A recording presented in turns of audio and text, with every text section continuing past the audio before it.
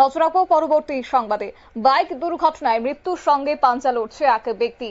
এই ছবি আবারও ধরা পড়েছে বিশালগড় থেকে, কারণ বিশালগড় মানে প্রত্যেক দিন যান দুর্ঘটনা লেগেই রয়েছে। তারই মধ্যে দ্রুত গতি হচ্ছে সব থেকে বড় বিষয়, কারণ জানা গেছে রবিবার সন্ধ্যা নাগাদই মধুপুর থানাধীন কমলাসাগর কসবেশ্বরী মন্দিরের আগে TR01T9118 নম্বরের বাইক দুর্ঘটনার কবলে পড়ে প্রসেনজিৎ দাস রাস্তায় পাশে ছিটকে পড়ে যায়। বিশালগড় অগ্নিনির্বাপক দপ্তরের কর্মীরা খবর পেয়ে রক্তাক্ত অবস্থায় রাস্তায় পড়ে থাকা সেই ব্যক্তিকে উদ্ধার করে বিশালগড় মহকুমা হাসপাতালে নিয়ে আসে।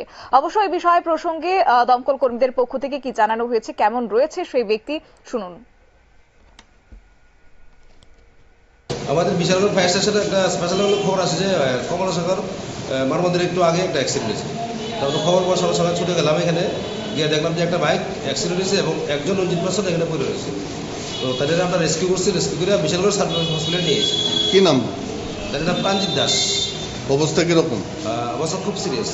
দুর্ঘটনা কিভাবে করছে, কোনো কিছু তথ্য পাওয়া গিয়েছে? এমনি তো আমরা কিছু পাইছি না গিয়া, আমরা বাইকটা পাইছি আর 29% পাইছি। আর লোকাল পাবলিক কইছে না কি এখানে কুকুর না কি সামনে দিয়ে যাওয়ার পরে অ্যাক্সিডেন্ট হয়েছে।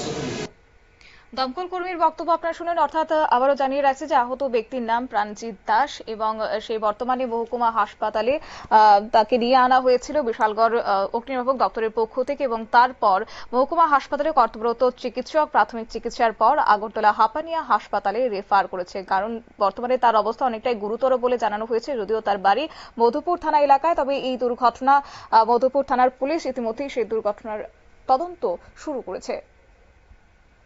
নিয়ে নিচ্ছি ছোট্ট একটি বিজ্ঞাপন বিরতির, সঙ্গে থাকুন।